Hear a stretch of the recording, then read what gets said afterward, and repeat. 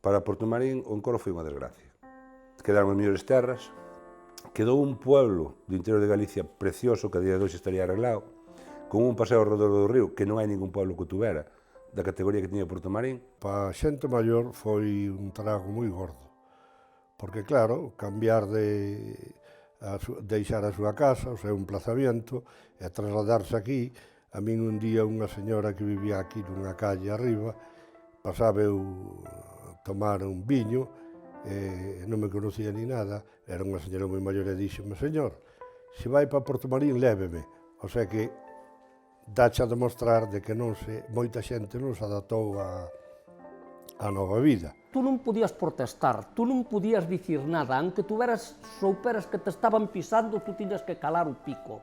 Fenosa, o primeiro que fixo, foi colocar ben o secretario, o alcalde, o médico, os maestros, o que eran as fuerzas vivas dos pueblos. E os demais, calabas o pico que tiñas que ir a donde marcaban eles. Se de un ramalazo vos dicen que o parque onde xogastes, o colegio onde fustis, a vosa casa, onde nacestis, todo eso desaparece por un motivo, que é unha bomba. Ou ve un embalse. Eu creo que o trauma tuvo que ser brutal. No meu caso, eu traballaba con unha grúa facendo puente.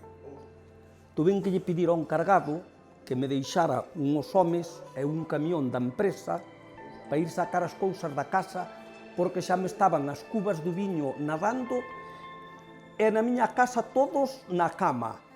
E tuvemos que nos marchar a outra casa, que iba a tardar en chegar a agua, porque non tiñamos onde nos meter, hasta que chegou a agua ali e nos volveu a botar dali. A veces desperto de noite estou pensando e sitúo as casas todas, e as familias, menos o margen izquierdo, que era San Pedro, porque, como sabes, pasaba o Miño polo medio, dividía en dúas partes, a parte dereita, a parte izquierda era San Pedro, 2 barrios, e a parte de aquí San Juan.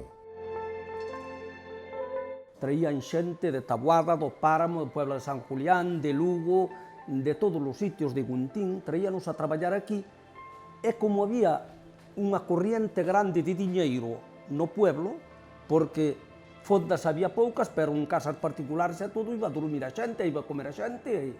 Entonces, todo o mundo iba facendo unha peseta e aquilo era unha cousa que non se vivía o trauma. Era unha empresa de Lugo que lle chamaban Varela Villamor. Foi o encargado de facer o traslado. Entonces a iglesia foron a desmontando. Numeraron para dentro e para fora porque é doble pared. Foi, por exemplo, desde onde está a iglesia hacia onde está o parador, hacia lá, estaba toda extendida por aí, a pedra. Porque, claro, desfaz por arriba, pero hai que empezar a facer por abaixo. Estuvo extendida aí, fixeron igual, só lle sacaron a parte de atrás, a sacristía, e despois esta iglesia, no Pueblo Vello, entrábase ao plano, porque, según ves, as escaleiras que hai agora na principal, é de material novo, que agora alzaron un pouco máis, porque no Pueblo Vello estaba media enterrada. O trauma foi cando no ano 62, a finales do ano 62, chegou a agua a Portomarín. Entón, sí, aí foi cando se empezaron a vivir os traumas e xentes que naceran aquí, que viviran aquí, e tuveron que marcharse a Sarria, a Lugo e por aí adiante, a Asturias. Está moi olvidada. Eu teño unha rapaza, unha filla, e nunca me preguntou. Nunca. E teño fotos do pueblo antigo, porque debíame preguntar, para min, debíame preguntar, oye, onde vivía, onde nacistes? Nada. Desconectaron por completo. Hoxe creo que estamos todos desconectados.